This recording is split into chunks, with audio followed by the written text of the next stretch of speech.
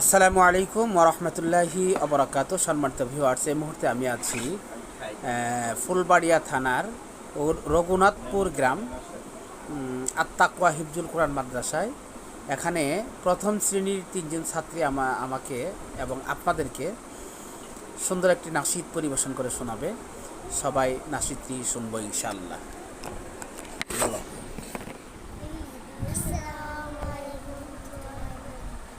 হৃদয় মাঝে মেলা গাতি সন্ধ্যা